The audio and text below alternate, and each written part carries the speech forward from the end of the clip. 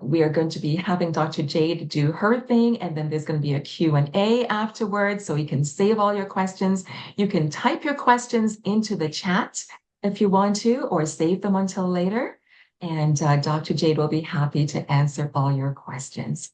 So without further ado, let's just start with prayer, and then we'll get a little bit more into things. So, honey, will you pray for us? Absolutely. Okay, let's bow our heads. Oh, dear Heavenly Father, our Creator, Lord, you designed us, you crafted us, you have designed this whole earth, and so you have made these natural remedies for our healing, for our benefit. And Lord, I thank you so much for bringing each person out this morning and for making the technology work so far. Thank you so much for that. And we just pray that you will speak to each one of us and teach us your natural healing ways. We pray this in Jesus' name. Amen. Amen. Amen. All right. Okay, so just a reminder, if you just joined us, we've got 51 participants on today. Awesome. It is fantastic. We're so glad that people are wanting to know how to live healthy lives. And Dr. Jade is just the person to lead us into this in 2026. So just so you know, please keep yourselves muted until the Q&A part of things. And this is being recorded. It will be uploaded to YouTube for anyone to view hereafter. So just so that you know, you are being recorded. Okay. So we talked a little bit about Elijah's ARC ministry, which we are a part of, and our collaborators for this ministry are Gerald and Tatiana Schindel. I don't know if they're on as yet. I believe they are. If you are, guys, you can unmute yourselves and say howdy. Let me give them a second. Okay, not sure if they're on as yet. Here, yeah. Okay, but those two are such a fantastic couple, and we're so pleased to be collaborating with them for Elijah's ARC Ministries. Now, about Dr. Jade. Dr. Jade, I was just, I was looking at some of your videos and reading up some stuff, and so many amazing things about you and your family. You are a medical doctor who believes in using natural remedies. How amazing is that? That is by God's good grace. And you're also an artist. I noticed that you had some fun on my computer here. I was looking at some of your art. Your daughter and your husband are involved in ministry. Why don't you just take a few minutes and tell us about your ministry before you go into presentation? Do you mind doing that for us so we get to know you a little better? Sure, no problem. You might hear all the additive sounds around us. We are currently staying on a farm, which has been a tremendous blessing. It does mean that there's always some extra sound effects, whether it's birds or cows from the neighbors or something. There's always some ambient sounds, if you want to put it that way. But it's been a real blessing, and we have been doing a lot of traveling this year. I can honestly say the Lord has just been really good to us, and He's carried us. We have developed over the years a greater and greater interest in lifestyle medicine. So a lot of people ask me, are you still a normal doctor? And my personal belief is that right now I'm practicing medicine the way that I wish I practiced it from the start, which is not to rely on the medication as the primary way to fix problems, but to really try and address the cause. So with that interest, that is what we've been doing for this year, is sort of shifting primarily on health education, lifestyle medicine aspects. First of all, studying more on our own part, and second of all, we've also been sharing health talks and designing digital health information to share on the digital platforms. So yeah, it's been a busy year, but I think that the challenge always is that when it comes to our lifestyle factors, we don't always really want to know about the things that we may need to tweak or change a little bit. But we're very, very glad to see that there's a good interest here tonight of people who are interested, and I hope it's going to be a blessed evening. Thank you so much. Yeah, that's right. For us here, it's 11 o'clock, and we've got people I know joining us from British Columbia, from Alberta, from Ontario, from South Africa, from Hawaii, from Alaska, all over the globe. And so we are just so grateful that you are able to be with us, Dr. Jade. We're going to have to book you more often because I just love all the stuff that you're doing. So I hope you're going to say yes to that. But No guys, problem. let's dive right into it. Dr. Jade, the floor is yours. The screen is yours. You are able to share the screen as you wish. God bless you as you present to us this morning. No problem. So I'm going to ask for some help. Oh, there's the cows sounds. When they separate the mom cows from the baby calves, there's a tremendous amount of screeching and extra sound effects. It's not always that pleasant. So if you hear all the weird sounds, that is what is happening next door. If you will be so kind as to help me as I present, normally when I do the screen share, then I can't actually see any of the faces that I can see right now. And it's so lovely to interact. It's one of the things that I always get frustrated by with Zoom. As much as it is a tremendous blessing to join in from different parts of the world, it is a challenge because I'm used to talking to audiences that can show me their faces and their expressions, and I can see whether they find the information really confusing or whether it's making sense. So with that in mind, feel free to share your if there's anything specific that you wish that I could pause on or clarify while I'm busy, you're welcome maybe to write it in the chat box, and I'll ask Bev and them just to interrupt me, just to kind of keep a system to that, and they can stop me if there's any specific burning questions. Otherwise, if you type your questions, we will make sure that we address them as we continue. And of course, as I keep going, there's always the possibility that the internet does weird things.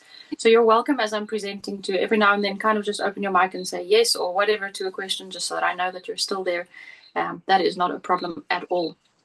So with the added sound effects that I'm hearing all around me, it reminds me of something. I am one of those people who sometimes struggles a little bit to focus when there's a lot of random noises and things like that. My poor daughter oftentimes has to hear me going, "My girlie, I'm just trying to focus here. Just hold on a little bit," because when she's singing in the background or playing ukulele or reading out loud a story or something like that, and I'm trying to work on a presentation, sometimes I struggle to focus. And even now, I noticed that my attention is quickly drawn away when I'm hearing the cows or when I'm hearing loud birds or the dog is running and bashing against the caravan. I'm sitting in a caravan talking. It's helping for some privacy for the evening. And these extra sounds can be distracting, but that reminds me of something that probably is one of my strongest motivators for sharing what I share. And that is the confusing information that people always struggle with. Now, before I share my screen, I'd like to find out from those of you who are joining here tonight whether this is an experience that you have also had. In my experience, by the time that people come to us for advice or they send a message and they're asking, "Please, can you help me with this problem or that problem?" almost without fail, part of their frustration is that they've been to this doctor and he says, "Do this." Then they go to the specialist and he says, "No, don't do that, do this." Then they go to another hospital or another specialist, and that's again a different opinion. And it becomes like noise. It becomes so confusing that it's like all these contradicting opinions. And for the person who is struggling with a health problem, the big frustration with that is, how do I sift through this noise? How do I know who to believe? How do I know which advice to follow? In between the medical experts giving their contradictory opinions, I've also got my neighbor saying you must take this, and the Facebook people are saying this, and we just hear so many opinions from all over. So as I'm sharing with you tonight, what I'd like to emphasize is that what I'm sharing is based upon going back to the physiology of the body. That is what I have personally found to be one of the most secure ways to really sift through the confusing information, is to go directly back to how God has created our bodies and how they function. Because if we're doing something that actually doesn't harmonize with the function of the body, then we're almost guaranteed that it's not going to have the results that we're hoping for. So we are not going to delve too deeply into the technicalities tonight, but maybe this is a good overview discussion. And if any of you who are signing in feel that you would love to delve deeper into one specific area, I'm sure that you can contact, or you can put your details in the chat box, or get in touch with either myself or with Beverly and their ministry, because then we can always arrange for follow-up sessions. We're going to try and kind of cover a good overview. Now, with that also said, I know that some of you who are signing in here may have already either gone through some of the content that's on our website or the YouTube channel or something like that. So maybe not all of it will be new, but I'm I'm going to keep it, I don't want to say oversimplified, but I'm going to try and keep it a little bit more overview-ish, if I can put it that way, so that we walk away with basic principles, but we're not going to delve necessarily too deeply, just so that everybody in the audience might be able to draw something out. As we're going to be talking about the food fundamentals, we are primarily going to be looking at nutrition and what we put on our plates tonight, but maybe I should also just start off by saying that it might seem like the completely obvious thing, and it might seem ridiculous to have to actually say this, but nutrition is not the only important thing to address. So we want to make sure that at the end of the day, if we really are interested in health, if we're really interested in renovating our health and fixing up the broken components of our bodies that have kind of dilapidated for various reasons, then we have to address more than just food. So tonight we're going to focus on food, but ultimately we want to address various other factors, and we'll touch on that towards the end as well. I think the other thing to mention is that it can be very frustrating when we go through some of this information. And for some of you who will be listening here tonight, maybe you'll hear something for the first time that you think, oh, wow, okay, that's not what I've been doing, either because it's not what I've been advised to do, or I've actually been advised the direct opposite. And it is true that there are different opinions. I'm going to share with you what we have found to be most successful. And at this point, I can share with you that the principles I'm going to share with you tonight are principles that I have been advising patients about for well over 5 years now, and or just about 5 years, more or less. And a lot of it is different to what I studied when I studied medicine, because again, there's different opinions, there are different experts, different specialists. But going back to the physiology, I've also learned once again to place my trust in the Lord. And the Bible says, trust in the Lord and do not put your trust in man. And that is sometimes a difficult concept, but the more I delve back into how the Lord created our bodies and the information he gives us from the Bible, the more I realize that he is trustworthy, because I see it in the feedback from our patients. When our patients put these principles into practice, lo and behold, when they come back with feedback, I am often even surprised at how quickly their symptoms start resolving with some basic changes. And as we go through this, we can be encouraged by that what we have been doing in the past, if we haven't seen the results we were hoping for, if we've done something and we're not getting that health improvement that we are wishing for, it is time to possibly think about making a change, and not to just keep going in the same direction, but to kind of stop things where they are and try a new perspective or try a new approach to things. And it's never too late to make that change. So with that said, the basic principle, and I'm trying to think now if I'm going to overestimate this, but I think if you remember absolutely nothing else from the whole presentation tonight, I'm hoping that the bucket is going to stick in your mind above everything else.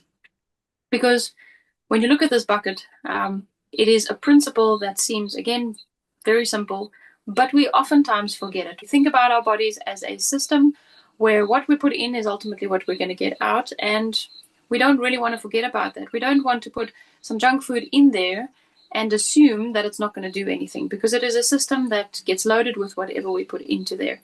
And with that in mind, we are keeping in mind that ultimately there's a number of different things that is necessary to provide to a body if I want that body to be healthy. So what I'm going to be putting into my bucket, this is just an acronym, and it's an acronym, one of many actually. There are others. There's another one called God's Plan. There's another one called Wholeness. Some really nice ways to just remember the basic things that our bodies are created to need. And for any person's health all over the world, it doesn't matter which language, which area, which culture, which genetics, all our bodies require these specific things: good nutrition, regular exercise, enough water, sunlight, temperance, air.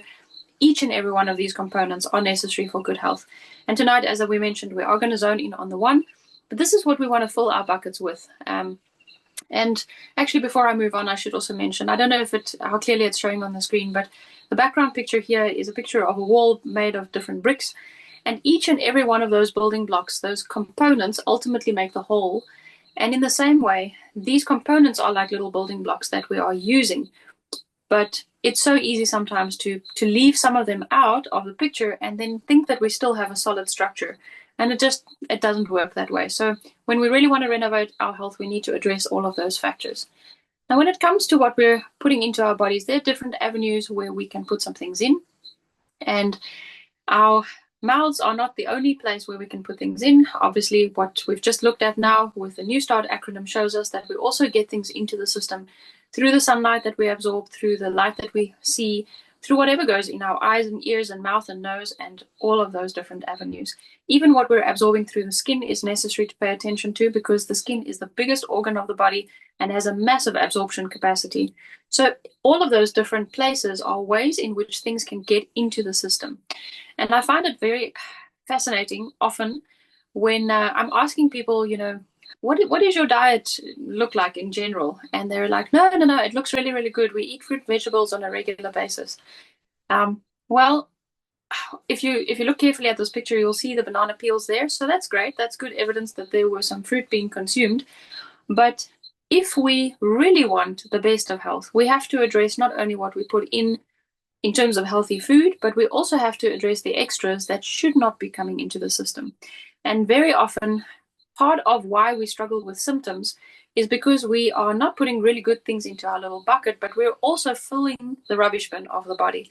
We're putting so many toxins into the system that those toxins are overflowing. And that, if you really want a good way of picturing what health problems, symptoms are, whether it is elevated blood pressure, high cholesterol, blood sugars that are abnormal, or any other disease symptoms, it usually boils down to one simple principle, and that is that the toxic rubbish bin is overflowing.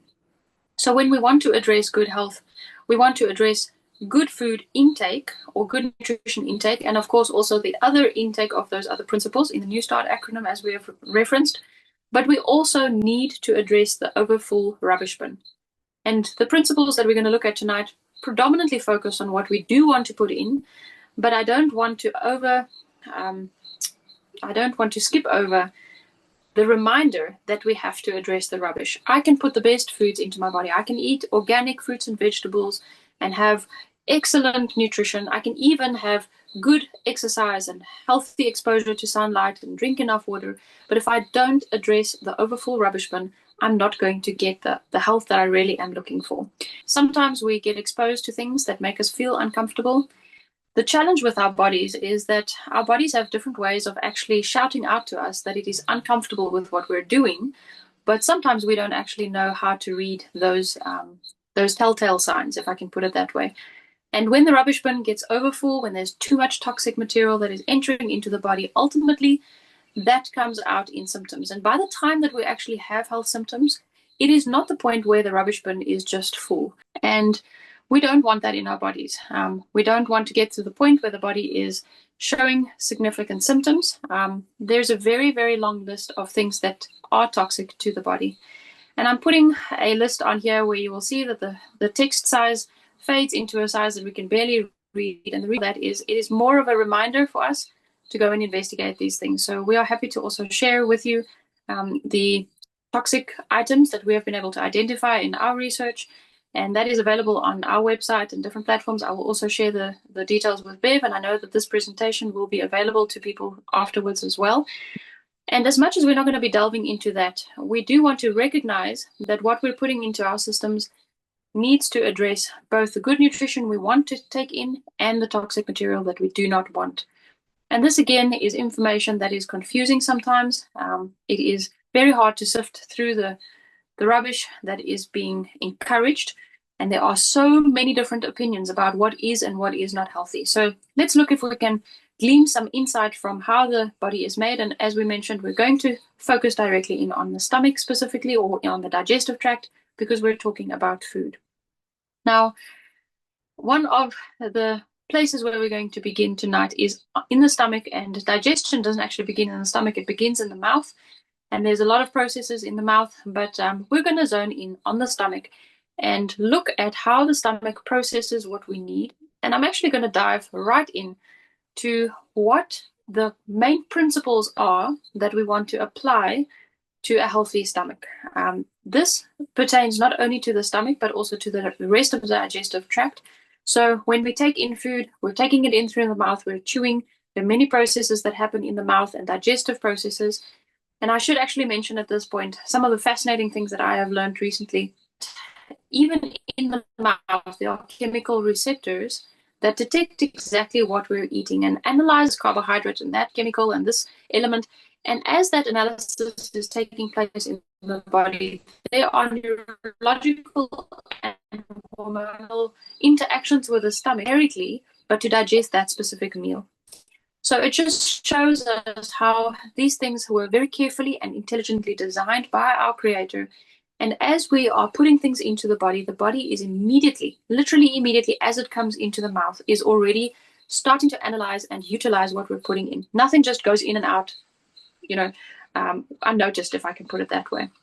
So when I'm taking food into the digestive tract, that process starts in the mouth. I'm swallowing, it goes into the stomach. And the stomach's function predominantly is to squash and to squeeze and squash and squeeze to make that food mixture into a very, very smooth soup or smoothie, if you like, something that resembles what you have been putting through a blender. And that only once it is at that point where that mixture is completely smooth, does it allow, or at that point, it is allowed to pass through.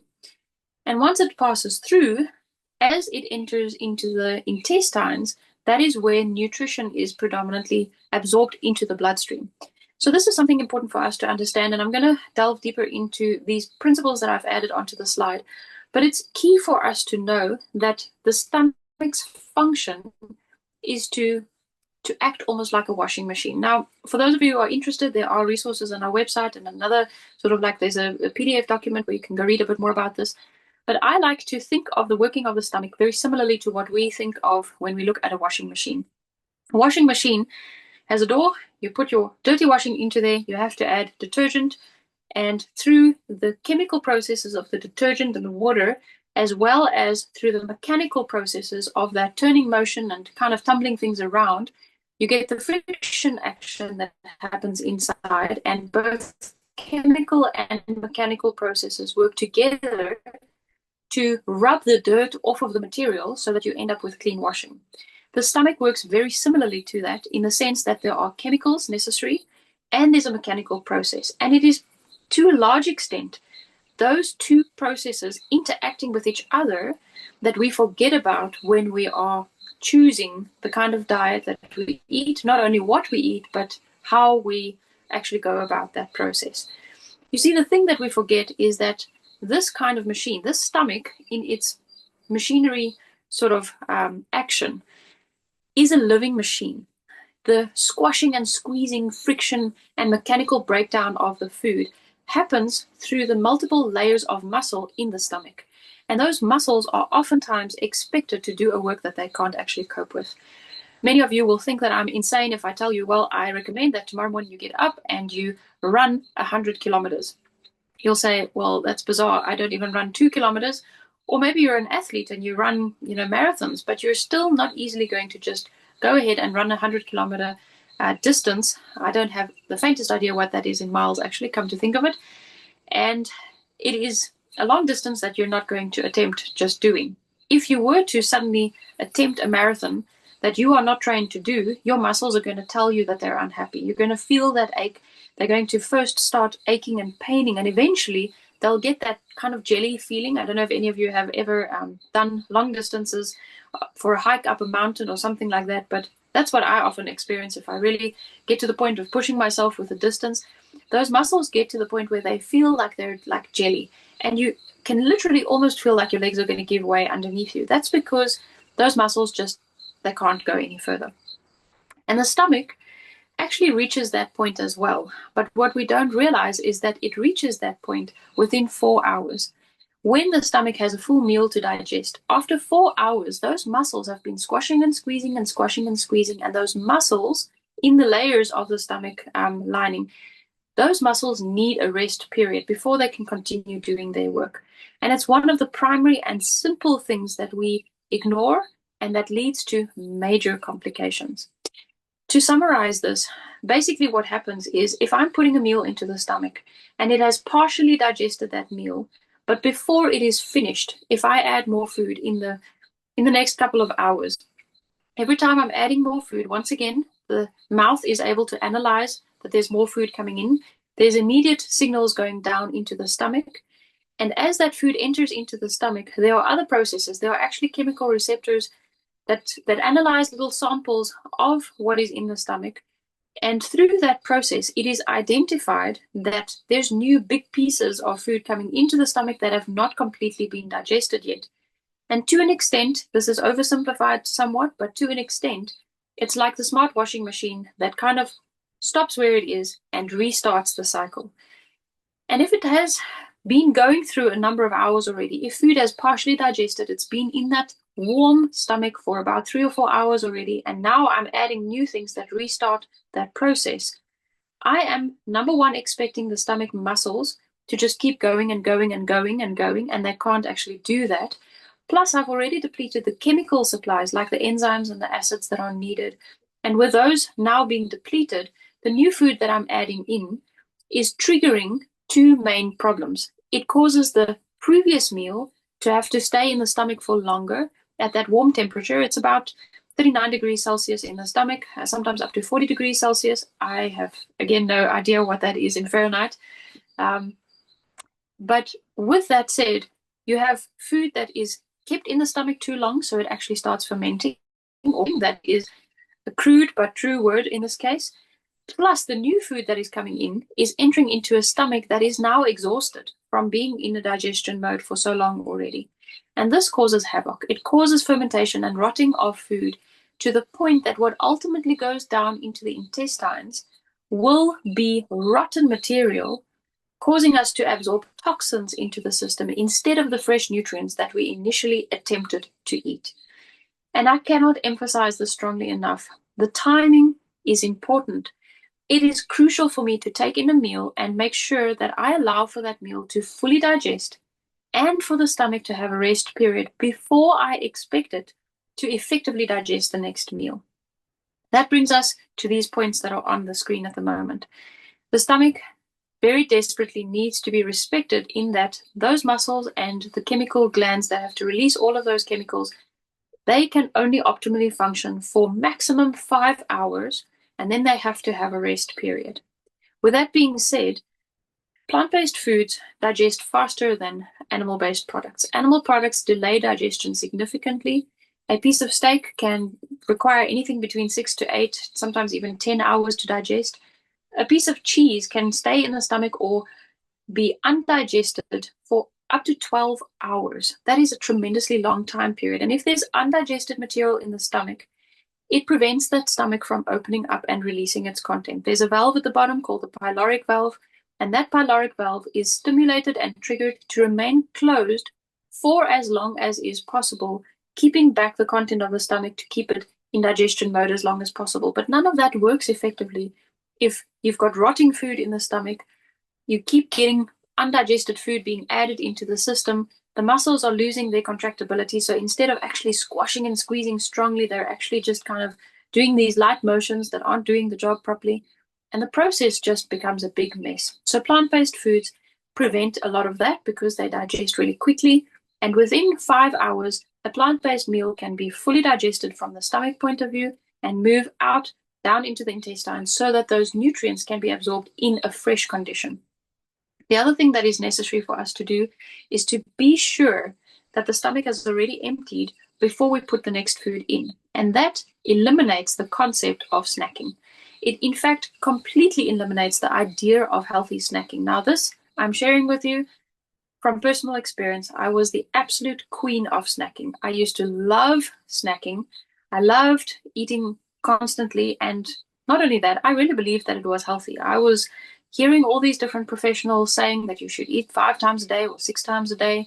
And that is what I frequently did. And I thought that I was doing a good job because when I did snack, it was often unhealthy food like cherry tomatoes or pieces of cucumber or carrot sticks or some nuts or seeds or something like that. Little did I know that every time I'm putting new undigested food into the stomach, I am interfering with what it has already accomplished with the previous meal. So 5 hours minimum for each meal. A plant-based meal is ideal because it digests most easily. Allow the stomach that rest period. And what that really means is when I've eaten a meal, I am going to keep in mind what I put into that meal. And if it is a plant-based meal, if it contains food that I know it digests easily, I'm going to give that meal sufficient time period to rest, or I'm going to give that meal sufficient time period to digest, and then I'm going to hopefully give my stomach some rest period when it is already empty. And it can only rest. Those muscles only relax and really rest when the stomach has completely emptied out. So I want to actually push the spacing between my meals closer to 6 hours than 5 hours. Now, with that also being said, I want to cut out toxic material, and we're going to touch a little bit briefly on that in a second. But as we mentioned, I want to keep that rubbish bin empty. So I want to eliminate things from my diet that not only delay digestion, but also does harm to my body. We'll come back to that in a second. Now, the other thing to mention about this is that when we are looking at the timing, we need to keep in mind that it is not as simple as saying, well, then I'm going to have just an apple for breakfast, and then I'm going to have a smoothie at 10 o'clock, and then at 12 o'clock I'm going to have my lunch, because apples digest quickly. It's key to remember that even if it's just an apple, my stomach is going to be busy with that apple for 3-4 hours. And if I then eat a full breakfast, for instance, 4 hours later, I am still putting a meal into a stomach that has been at work and not really resting. So the question then is, what is the best routine to allow for the stomach to digest each meal completely, to get the maximum nutritional value packed into each meal, while at the same time respecting that the stomach is going to spend a number of hours on that meal and requires rest period. Here I want to give you one added little bit of information, and that is that in addition to the fact that the stomach has to finish digesting one meal before it goes to the next, we also underestimate how desperately the stomach needs to sleep when we sleep. When I go to bed at night, and I'll go as far as saying we were taught actively to tell our diabetic patients that they have to eat something just prior to going to bed. They have to take snacks with them to eat at 9 o'clock in the evening, so that when they fall asleep, that the food that they've just had can carry them through the night. The major problem with that is that the stomach actually does go into sleep mode. And when there's food in the stomach when I fall asleep, what happens is that all of those strong muscle contractions that are supposed to squash and squeeze mechanically to get that food into a smooth consistency as quickly as possible before it ferments, that process falls flat when I fall asleep, because the muscles in the digestive tract also lose some contractibility when we go to sleep. So going to bed with food in my stomach is highly toxic. And what happens, and people don't often realize this, and we couldn't understand why we struggled so much with getting our diabetic patients to have stable blood sugars. But what happens is that they take in food, for instance, just before going to bed. It prevents deep sleep. It interrupts good and solid quality of sleep, which has multiple rebound negative effects on the hormonal system and on stress hormones and the metabolic system. And in addition to that, the food that we've just given them at 9 o'clock at night is not digesting properly. It is fermenting throughout the night, getting rotten throughout the night. And what ultimately gets absorbed again is toxic material. And in addition to that, those toxic fermented batches of food are forming alcohol. Alcohol is a sugar. So we have our diabetic patients eating late at night, and they're actually brewing their own alcohol, which then gets absorbed into the system roundabout in the early hours of the morning.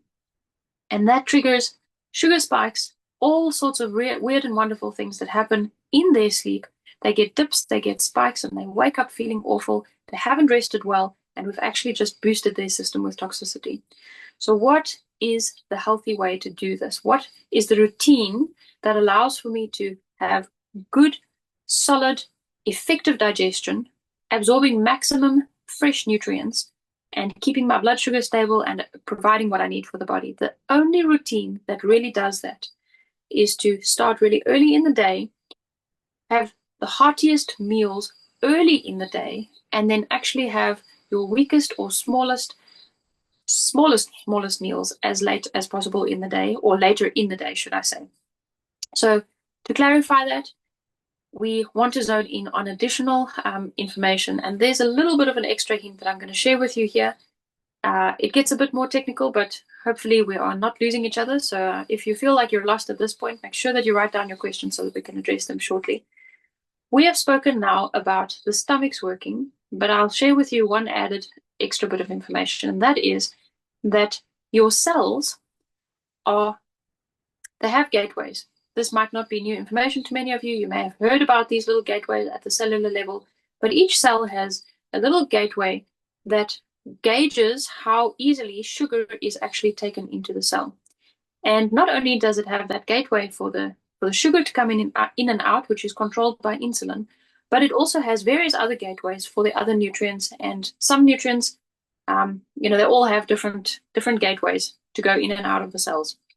The long and the short of it is that on a cellular level, our cells are more easily able to take nutrients, and in particular take sugar or carbohydrates into the cellular level earlier in the day. It is affected by sunrise, it is affected by light, it is affected by sleep routines and circadian rhythm. But for the most part, the earlier in the day I take in my heartiest meal, the more readily it can be digested if my stomach is resting through the night, and the more easily that nutrient content can be absorbed into the bloodstream. And the earlier I'm taking in that meal, the more easily that carbohydrate content of that meal can actually be taken into the cells. Now, why is this important? Because petrol that is sitting in your extra tank, or the fuel that is posted or stored by the fuel station, does not provide your car the ability to move forward. That fuel has to be in your car to actually drive your car to give your car what it needs to drive forward. In the same way, when I'm eating a lot of nutrients, those nutrients staying in my gut is not available to my body to use. Those nutrients staying in my bloodstream is also not available to my cells. Those nutrients have to get into the cells. If the sugar stays in the bloodstream, it does damage for that matter, because it builds up and goes too high. Sugar that is trapped in the bloodstream that does not get absorbed into the cellular level is not available to use and burn as fuel. So we really need to make sure that what we're eating and when we're eating it is allowing for those nutrients to ultimately feed the cells. And the way to do that is to start early, to have a hearty breakfast, to make sure that you're eating sufficiently at that breakfast to provide ample nutrition, and we'll get to that in a minute. But then I'm also going to allow for that meal to digest completely before I put anything else into my mouth. And the way to think about that is, once you have eaten that meal, when you're finished eating, imagine to yourself that you've just put all the washing in the washing machine, that you've closed the door, and some washing machines, the door actually locks that you can't open it in between to kind of add the socks that were falling out of your arms on the way to the laundry. You want to think of your stomach in the same way. When you've put a meal into it, you want to imagine that that washing machine door is closed. You press start on that cycle and allow it to go through its cycle, because it really does do that. The stomach has stepwise ways in which it digests the food, and it processes and digests different aspects of that meal in different ways. The chemical breakdown happens in a stepwise process. So you want to leave it to do its job and allow it to finish that cycle, which is a minimum of 5 hours. If you can, stretch it to 6 hours. We're going to talk about ways that you can do that without feeling like you're starving in between. Then when you are going to have your second meal for the day, the ideal is to actually have it at a time where you have sufficient time for that meal to digest completely, but possibly even without needing a third meal for the day. The vast majority of people do better on 2 meals a day than on 1 meal a day or 3 meals a day. And at the very, very most, you want to squeeze in 3 meals potentially, but you never want to do more than that or have these snacks in between. If we treat patients with even very severe conditions, it is the first thing that I advise. And even when patients do only this one thing, address cutting out snacking and address the meal timing, most of them already have improvement before we've done anything else in terms of working on their lifestyle or their health. So this is a key principle to keep in mind. And if I keep this in mind, I'm either then going to go with 2 meals a day or 3 meals a day. If I'm going to do 2 meals a day, I've got a little bit more leeway in terms of when I schedule those meals. If I do 3 meals a day, I have to be even more careful to start early enough so that breakfast can have sufficient time to digest. There can be a break or a rest period. Lunch can have sufficient time to digest. And if I'm going to add a third meal, I want to have it at a time where even that third meal can finish digesting before I go to bed, which means I really have to start early enough in the day. And then my third meal has to be the lightest possible meal. Now, what are we going to put into these meals? To begin with, we want to know that our breakfast and lunch are going to be the heartiest meals. And this is a graphic illustration of a couple of the main things that we want to include in that meal. We want to include whole foods, and we want to include foods that are as close as possible to the original form that God has created them. This is something that when I first started studying about it, I thought that this was just kind of an elite group of people who had an elite opinion about the benefits of plant-based meals, and that it was just sort of a very exclusive kind of thing. But now, worldwide, there are lifestyle medicine departments literally at every university in various different areas that have recognized a plant-based, whole food plant-based diet to be the most healing, the least toxic, the most anti-inflammatory, and the most healing diet that is available. There are, of course, ways to mess this up. And the first way to mess up a plant-based lifestyle, if I can put it that way, is to not address the meal schedules and not cut out the snacking. Then you're not going to get the results that you want. The other way to mess this up is to not have all the components that you need. So if we look at what the body requires, we need to have sufficient quantities of carbohydrates, enough proteins, enough healthy fats, and we want to have them in the most whole food form that we can. The more something has been processed, and when I say processed, I'm not saying that when you are taking a grain, for instance, and you have ground it into a flour, that automatically becomes a processed food. The problem comes in with when that grain has been ground into a flour, but portions of the grain has been removed away. If it no longer contains its fiber or its wheat germ or its different elements, if we strip away the fiber and the minerals in particular, but also the healthy omegas, then we are left with components of that food item that was never meant to be isolated. And that is responsible for many negative reactions like unstable blood sugars, etc. But when we're eating whole grains, whole foods, whole seeds, that gives us all the minerals, all the fiber combined with the carbohydrates. It stabilizes it. It maximizes how many different nutrients we're taking in, but it also maximizes how well those nutrients are utilized by the body in ways that don't cause complications. An example of this is, for instance, studies that have been done where they've taken diabetic patients who have been told that they may not eat carbohydrates or high carbohydrate foods. And in these studies, diabetic groups of patients have been put on high carbohydrate diets, but they're all whole food diets where the entire composition of their food is in the whole food form, no components have been stripped away, and the meal spacing is correct, and their blood sugars remain stable. So the value of this is difficult to emphasize sufficiently. If you're going to look at a plate of food, this is an example, and it contains the different kinds of food groups that we want to incorporate. I am, for the interest of time, not going to dig into this too deeply, but we can maybe spend a little bit of extra time on this, either if there are specific questions about it now, but it might be something for a future topic as well.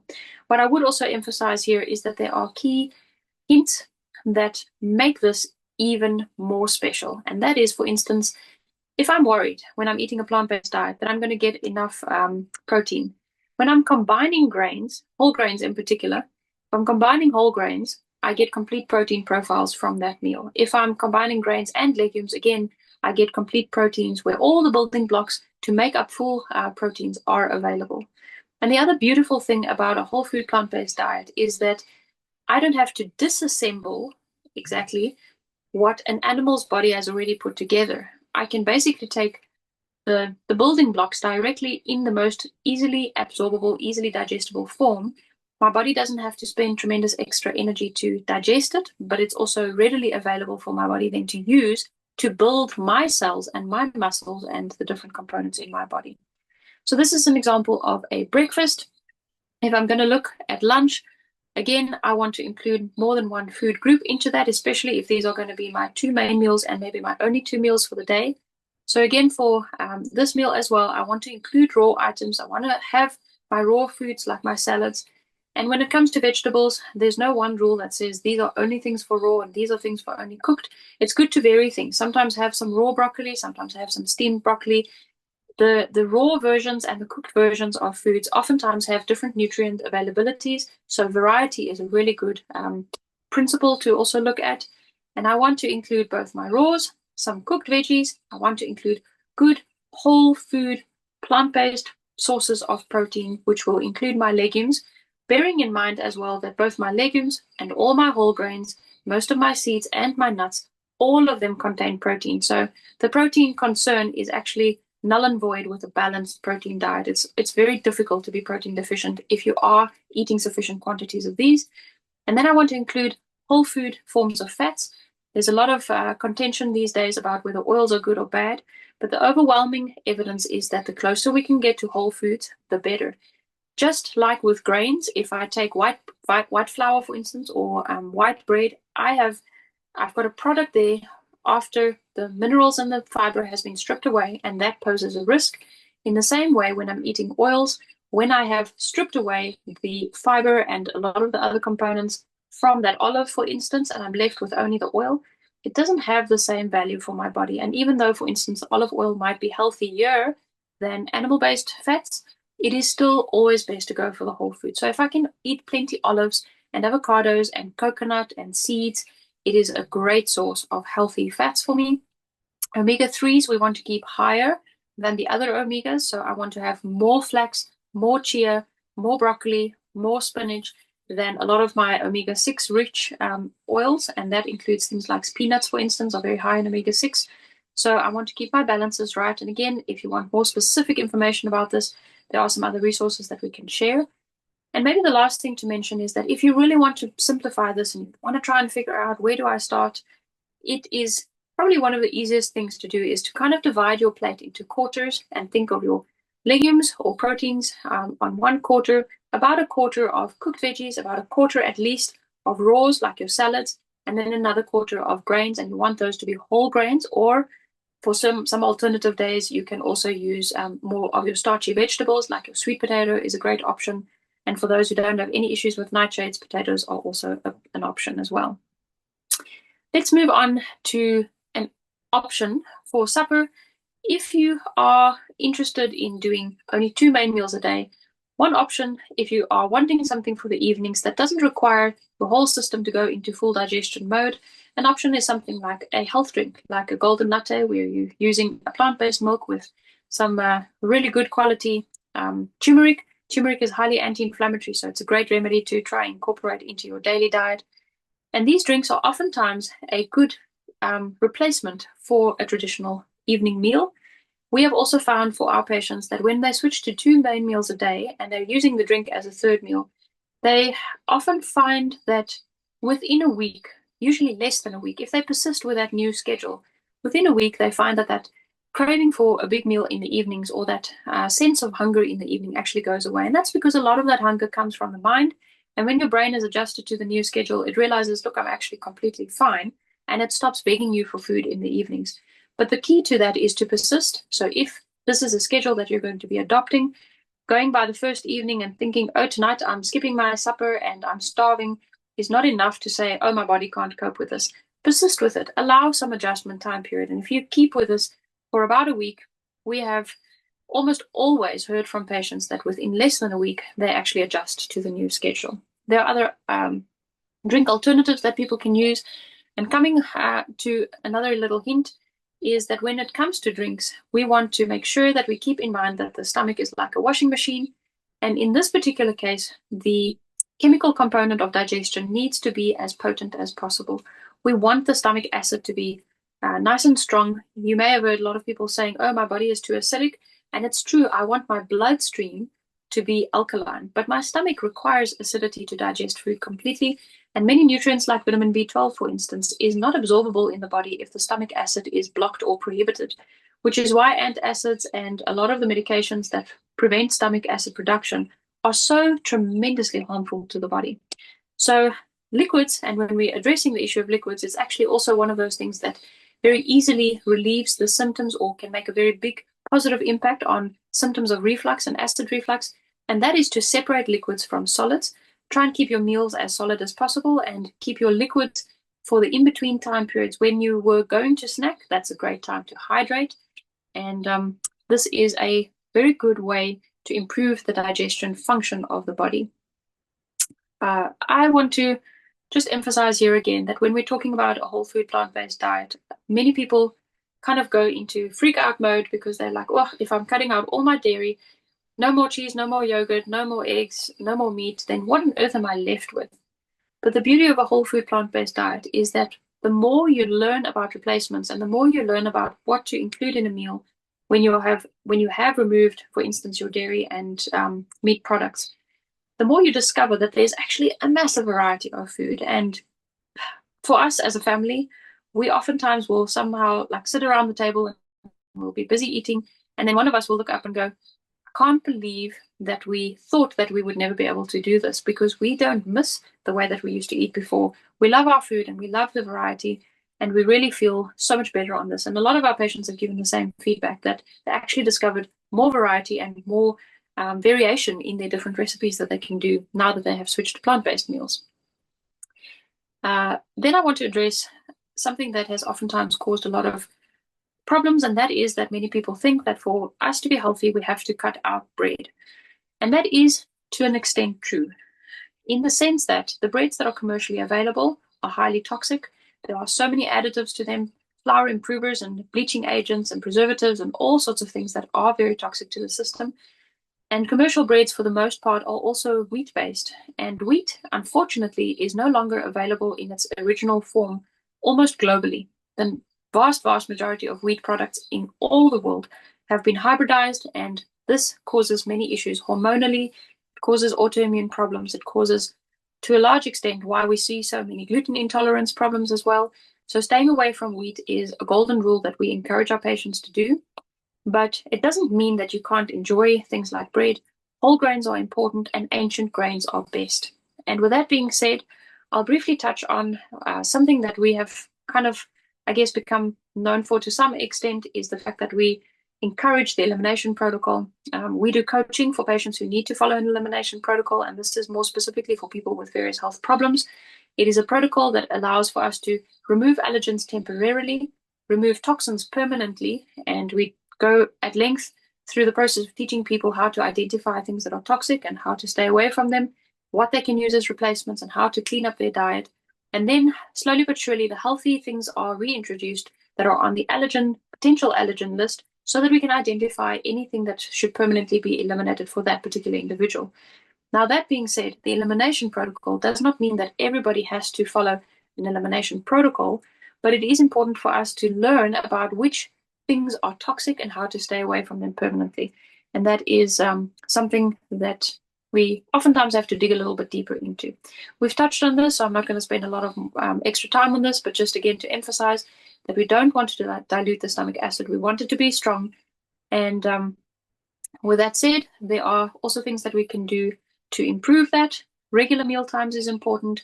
Avoiding junk foods also helps for increasing how well and effectively our stomach can digest. Breathing exercises can also help, because it helps to improve the function of the diaphragm and all the other muscles involved. And managing stress is something that we're not diving in today, but is a key aspect to address if we really have health issues and if we have problems with poor digestion. If you're going to remember nothing else from everything we've chatted about, and I think maybe I've gone a little bit long, I hope you will bear with me, but I want you just kind of to keep that clock in your mind. Keep the timing in mind, and if you're looking for something to start with while you are still learning about what is toxic and what to stay away from permanently, it is something that anybody can start with. Our patients sometimes say, oh, I'm very scared about a healthy diet because it's too expensive. Timing is something that doesn't cost us anything. I can make adjustments with my meal schedule before I've even spent a cent extra on what I'm purchasing. And then, of course, once I start eliminating toxins and I'm no longer purchasing those toxins, I'm saving even more money. So that makes a healthy way of living oftentimes cheaper than eating the junk foods or the processed foods. And there are easy, simple ways that I can make a start. If you want to know where is the best place to start with the timing, and treat your stomach like that washing machine that requires sufficient time to digest each and every meal with rest periods in between. We have a couple of other resources available. So for those of you who don't feel like you have questions that can be shared when we go into the Q&A now, I just want to encourage you to make contact if you really need individual advice, not only to us, but I'm hoping that Bev and them will also share their details, but I know that their details will also be on the recording of this on the YouTube channel. And staying in touch is helpful, because if you have issues that you're worried about and you feel like you have learned something valuable, but you don't know how to apply that practically, then we are more than happy to try and see how we can help more on a one-on-one basis. because our firm belief, and from what we have seen in practice with our patients, is that these simple principles, these simple things that God has made available to us, can make an enormous difference. I have patients who have, even, I will go as far as saying, I've got a diabetic patient, for instance, who applied the simple principles of changing meal routine and cutting out toxins, and he came off of multiple diabetic medications as well as insulin that he was using within less than 4 months. It is remarkable to see how the body recovers when we come back to the simplicity of the remedies that God has made available to us. And if you want to know more about New Start and the other principles, please make sure that you continue following the Elijah's Ark ministry, because I know that they share tremendously valuable resources about this as well.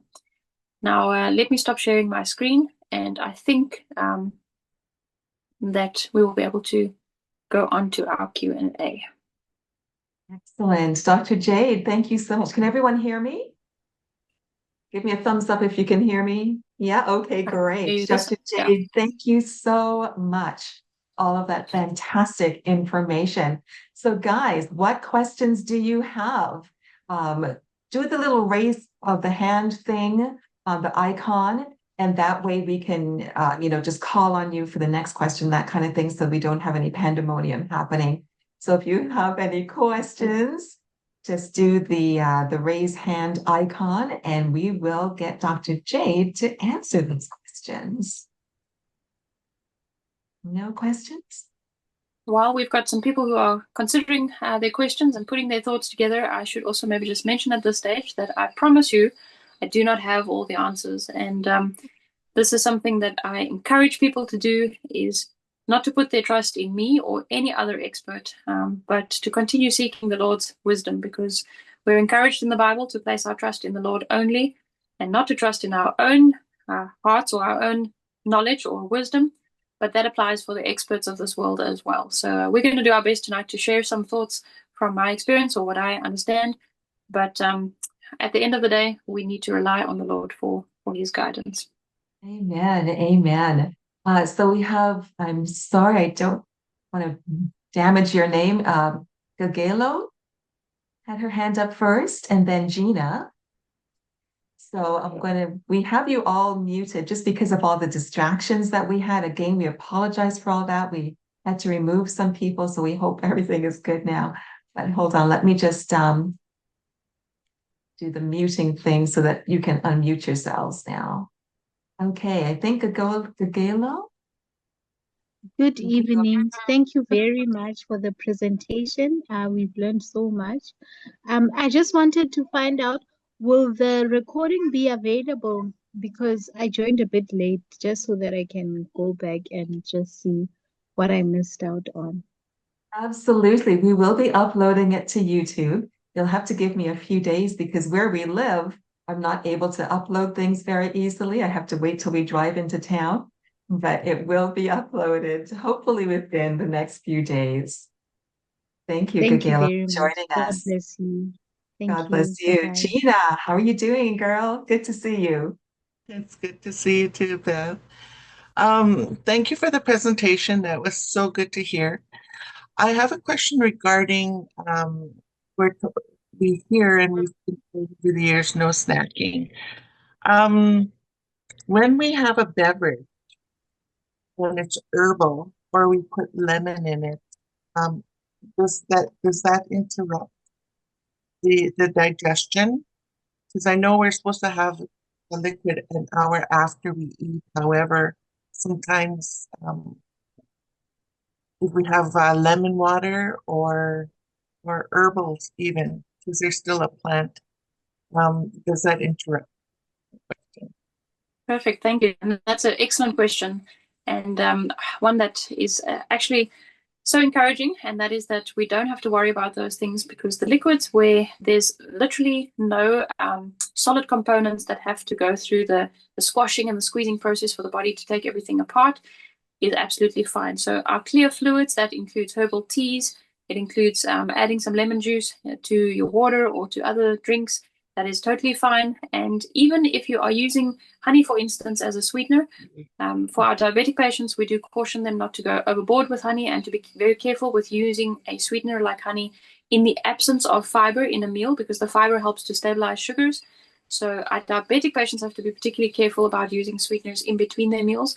But if you're not diabetic, then even honey, for instance, doesn't require digestion per se. So that shouldn't cause any interruption with the digestion as such.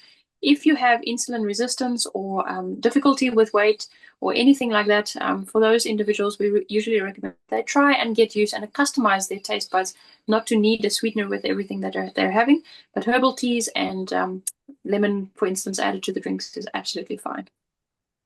Thank you very much. Perfect. Thank you.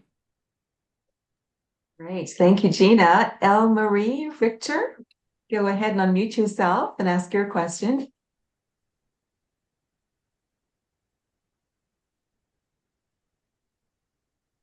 Marie, you've got your hand up there. Okay, well, anybody else in the meantime who's got any questions? Let's make sure we've got the... Okay, hold on. Oh. Okay, Marie, go ahead and unmute yourself. Now, okay. Does anybody else have questions for Dr. Jade? Gina, you've got another question. Go ahead. Thank you. I just was wondering about ancient grains. What are ancient grains? Where can we get them? Great And question. do you have a bread recipe that we can use for the ancient grains? Great question. So essentially ancient grains, and I must double check whether ancient grains is the right term for it. Ancient grains, or any grains for that matter, that have not been altered are great options. So non-GMO, of course, is one component of that. But we also want to just double check that the grain that we're using has not been hybridized either. And even hybridized grains can be legally packaged, at least in South Africa, as non-GMO products, which is a problem because it can cause some confusion. But the grains that, for instance, are worldwide known to still be in the original form and that are very low in terms of their risk for allergies include things like amaranth, buckwheat, quinoa. Those are great options. But then, for instance, also alternatives to wheat include things like spelt. Spelt is a great alternative to wheat because it hasn't been altered. So even though it does contain a form of gluten, it's not typically one that aggravates issues in the gut as much. With that said, if somebody has a gluten problem or if they have a very inflamed gut, then we don't actually even recommend that they use spelt. We recommend that they stay away from the grass seeds for some time. And when we coach people through the elimination protocol, we'll typically encourage them to go off of all the grass seeds, which includes things like staying away from oats and sorghum and other things as well on a temporary basis. And then those things can be reintroduced later. But I think if I had to summarize, probably one of the most dangerous things at this stage is wheat. And staying away from wheat is also the most challenging because that's our pastas and a lot of our flours, a lot of our commercial breads. It's all wheat based. So it's a challenge. I am going to recommend that Bev maybe shares with us in terms of access to where you can order certain products on your side. From the South African point of view, we have a couple of online stores where we can order the grains that are healthier quantity or healthier options. And oftentimes whole food orders also provide a better price than the standard grocery stores for some of these things. But I think Bev will be able to give more information about what is available in the Canada area. So part two of that question is, if we're using ancient grains that haven't been altered, does that mean that it's slower to go into the bloodstream than the oats and rye and wheat? Yeah, so when it comes to, I had a little bit of a signal dip there, so just correct me if I understood correctly. We're asking about the glucose stability and their glycemic index, right? Okay, so the key for glycemic index is really whole grains more than just the ancient grain component. All our grains, when they are kind of milled, but with whole grain, with all its fiber and minerals preserved, and if it's milled in a stone ground mill where there aren't these metal rollers that actually take away some of the components as well. So the way that it's milled, and also if it's milled in the whole grain form, is the best way to preserve the glycemic index. But then also how we combine that in the meal, making sure that I'm having my grains together with high fiber other foods like my proteins and healthy fat sources and that sort of thing. Combining that meal so that the meal in totality is high fiber, high protein, is also going to help with glycemic index. And that's one of the reasons why we've kind of encourage combining those different food groups on each main meal, so that we are getting the benefit of the minerals and the fiber and the protein for that whole meal in totality to stabilize the blood sugar. Does that answer your question?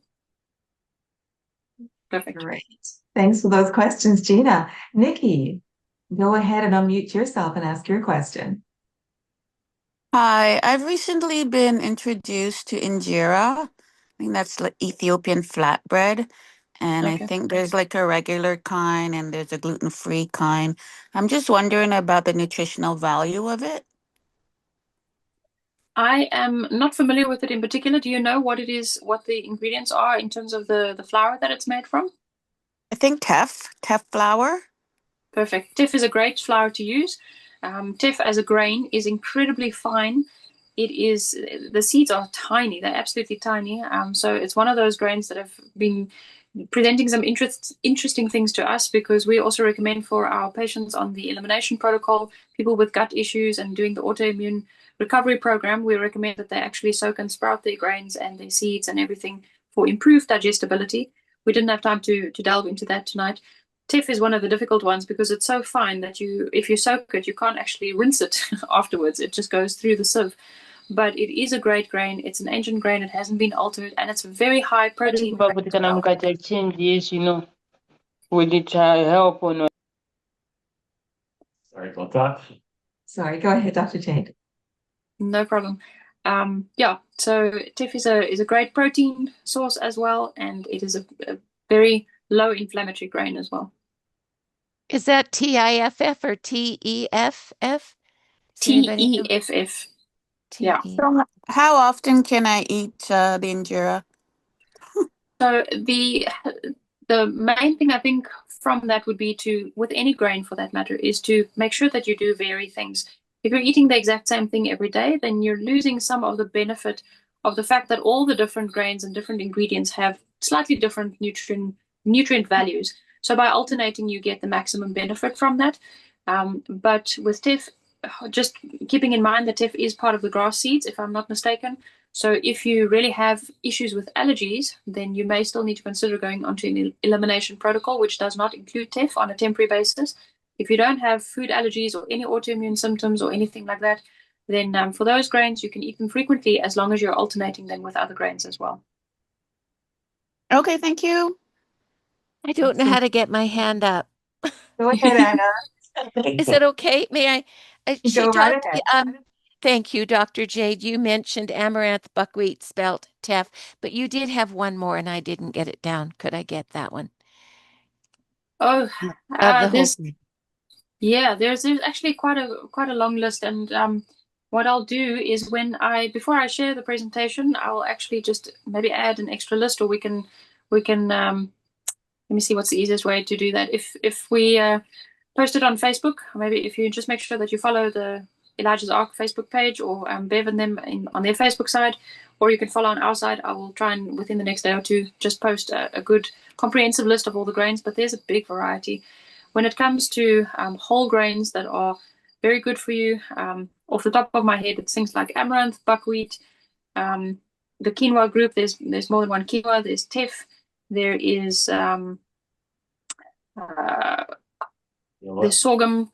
There's a long list. Oats and those sort of things are also great options. I know that in some areas people can also get things like kamut. Kamut is very close to wheat, but it's not been altered. We struggle to get it in South Africa at a decent price. It's really expensive here, so spelt is our next best option. But we'll try and share a more comprehensive list of options. Thank you. Thanks so much for your questions. Nikki, did you have another question? Your hand is still up, or did you? Okay, hand is down. All righty. Thank you so much. For those of you living in Kelowna, where we used to get our grains was Fieldstone. What's it? Fieldstone Organics. It's up by Armstrong. And I don't think they actually sell flour, but they sell the whole grains. yeah, all the different ancient grains, emmer and spelt and flute, and they also sell red fife, which is a non-hybridized wheat. Still not as we prefer using the ancient grains, but it's at least a little bit better, right? Maybe Dr. Jade would want to comment on that if you're familiar with red fife, but it's I'm not actually familiar with that. It's a new one to me. okay. Don't Yeah, think we it's get it. actually it's like from pre-hybridization. It's a Canadian wheat actually. So Okay. it is better, but still has, still is wheat. Okay. But yeah, so that's where we would get ours. We're still finally have to find a source for out here in In Manitoba. Manitoba. Yes. All Perfect. right. Any other questions? All I right. do have a question. Oh, who is it? Where are you? This is Nitsa. Nitsa. Yes, please go ahead, Nitsa. My question is, she's saying for the two meals, in the morning, being that, like for myself, I work very early. Before the sun's out, I have to go, be at work. And then my second meal being around noon, that would be around 6 hours in between. She said that it's better to eat closer to when sunrise. How about people like myself that I have to be at work very early? Would that interfere? Very good question. And for the most part, I can say that early breakfasts are not a problem. Having your breakfast really early, even if it's before sunrise, shouldn't be a major issue. What I would recommend is, even though you are going to work, and that might be where some of the technical challenges come in, or the practical challenges, is that it's really important to make sure that your brain knows that it's now daytime. So if you can actually have opportunity to view the light shifting from dark to light, to actually view the change in the light spectrum in the sky, and it doesn't mean that you have to physically look at the ball of the sun as it's rising, but if you can see sunrise and witness that, it helps for circadian rhythms. It helps to make sure that your brain is aware of the fact that you're awake. I guess that's a whole different topic, and probably one can spend another hour speaking about. But the effects of light and light therapy and light and sunshine on our health is major. So that is what my recommendation would be if you're starting the day early. And you can then also not only have your really early breakfast, but because your lunch is early enough, it wouldn't be a problem if you needed something light in the evening. So you may, for instance, around 6 o'clock in the evening, decide to have some fruit or a fruit smoothie or something light in that sort of respect, because you would be able to have that guarantee that your lunch has fully digested by the time that you get to the evening. So it wouldn't be a major problem having something light in the evenings. I wouldn't recommend a main meal in the evenings, but if your previous two meals is early enough, then that is not a crisis. The trouble is most people are not able to eat that early in the morning. So yeah, it's a privilege to some extent to be able to start the day nice and early. Does that answer your question? Yes, thank you very much. I just like to eat calmly before I leave. While I'm driving towards work, the sun is coming up. So Yeah. I do get that sunshine in the morning as I'm driving and get to work. But I want to eat before I leave the house in a calm environment. Perfect. And I think that is really, really key and very important. We spoke briefly about acid and how well the stomach is able to digest food is affected by our state of mind. So being in a calm environment is really, really important. And being very stressed, there are many different studies, and there was even an author in the 1800s who very specifically said that it is better to skip a meal than to have it when you're upset. And that's challenging these days. Our schedules are so rushed and so busy, but wherever it is possible, it's good to do that. And at the very least, to do either some nice breathing exercises or to get into a calm frame of mind before having a meal really makes a positive impact on how well that meal actually digests. Thank you so much. Great. Okay. Well, thank you so much. I don't see any further hands for any more questions, and that's pretty good because it's 12:30. We've been at it for an hour and a half. We want to thank everybody for being with us today, but most importantly, Dr. Jade, thank you again for I gave you such short notice and you came and you said, yes, I'll do it. And so we're just so pleased that you were able to bless us today with this message of healthy living. Thank you once again. Thank you so much. Now, Thank you so much for having me. It's been a big pleasure to be here. fantastic. Quick question for everybody else. Just wondering, because we usually do our Monday night health club meetings. And I wonder if you guys think it's easier on a Sunday morning, or if it's easier on on a Monday evening like we've been doing before. Can I get like a show of hands or anything? I guess most people don't have their picture on, but is there any way you can give me a thumbs up or something for those of you who prefer the Sunday? Anybody prefer the Sunday? Yeah, we've got some people. Oh, okay, I see. Yeah. So you can do a thumbs up. All right. Yeah, I see all the cute Yeah. thumbs up there. Okay, great. So we will think about perhaps having them from on Sunday Well, you morning. should ask for Well, who okay. prefers the Who Monday. prefers the Monday? I Yeah. just thought that there's a Yeah. lot of thumbs, and Yeah. so I figured, yeah, the Sunday seems I've to tried work. sharing with a few people who are not Adventists, and Oh. they would prefer Monday night because they go to church on Sunday mornings. Sunday mornings. That was part of our rationale before. So okay, but we'll keep at it and see how it goes. Our next one, hold on, don't go anywhere because I'm just going to share my screen with you guys to show you what's coming up. Hold Sorry, on. Bev, do you guys have a WhatsApp group? How do people get information about when the next session is going to be? Okay, well, actually, we don't have a WhatsApp group. We do a lot of our stuff via Facebook, on our Facebook pages, and in our e-newsletter that I'm just going to talk about right this second. So, but first of all, New Year's blessings. Happy New Year's, everybody. From Randy and myself, from Gerald and Tatiana, we are the Elijah's Art Ministries people. And, oh, you know what? This is not working. Hold on here. I am sharing my screen, but it's not going anywhere. Hold on here. Stop that share. Let me try it one more time because I want to show you what we have coming up. And it's still not sharing. That's it. Let's see. Dr. Jade, you stopped yours, and so it should be okay. Okay, here we go. All right, so this was December. We already did this one. Just wanted to give you a little recap there. We were talking about boosting your immunity. We talked about various herbs that you can use for doing that. This is today's that we just finished up with Dr. Jade. We thank you again. And we just want to let you know that coming up on Monday evening, January 19, anybody familiar with Dana Gesselchan? I know a lot of you are.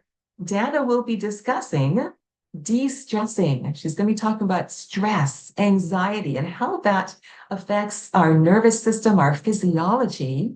And she's going to be talking about various herbs, such as Chinese skullcap, oat straw. Have you heard of those before?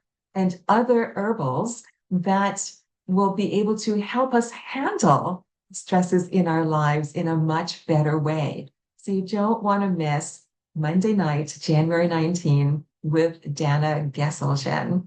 And then after that, let's see, Monday, February 2, I don't have a graphic for this one, but some of you will know John Everblest. He's going to be talking about sunlight therapy. And I'm telling you, the things that the sun can do for us, it will blow your mind. So you don't want to miss that one. That's going to be Monday evening, February 2.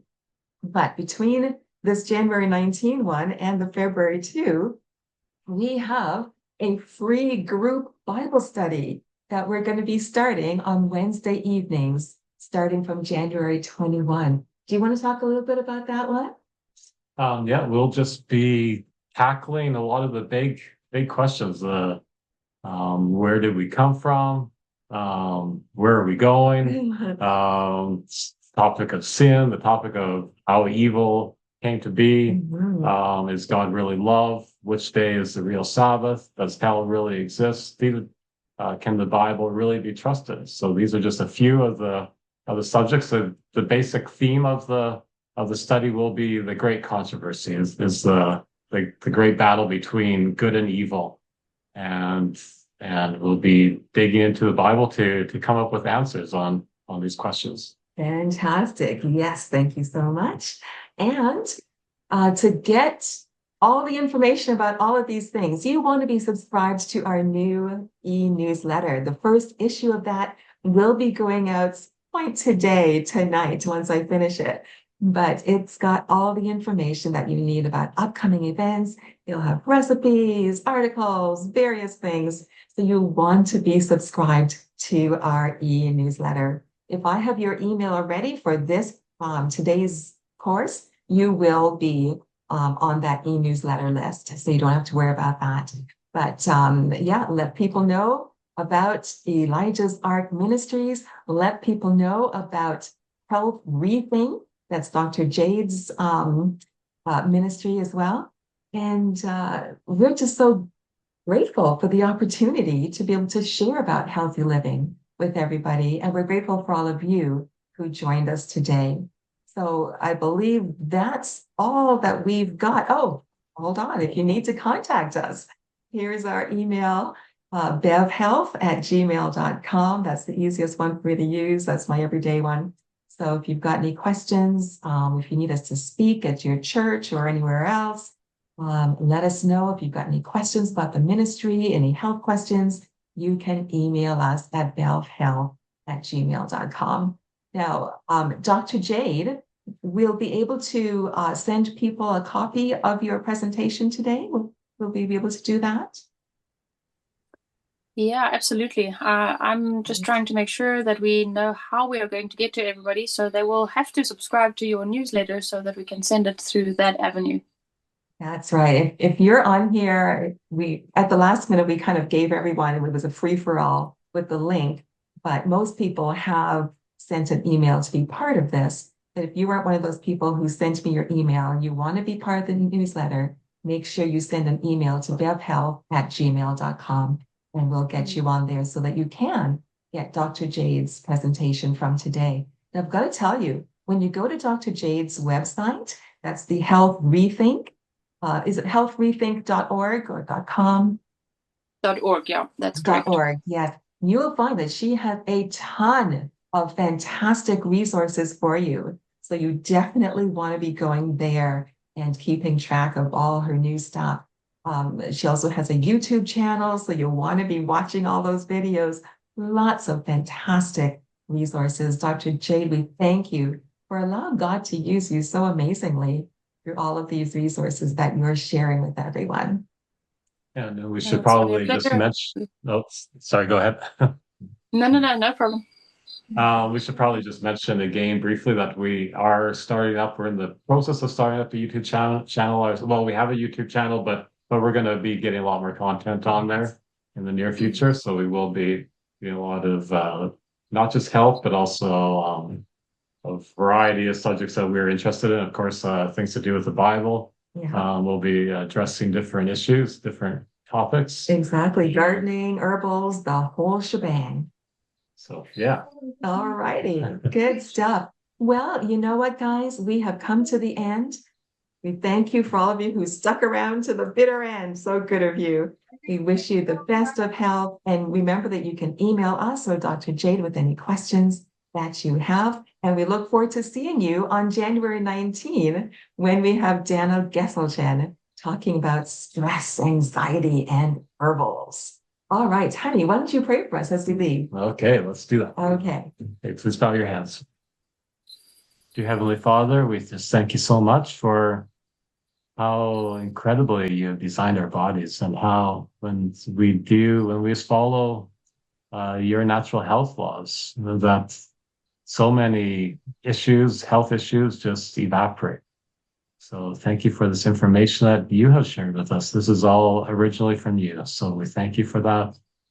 And we thank you for helping us to get things resolved there with the issues that we were having early on. And please go with each one now. Help us, Lord. We need your strength to incorporate these things into our own lives. Sorry. And we thank you in Jesus' name. Amen.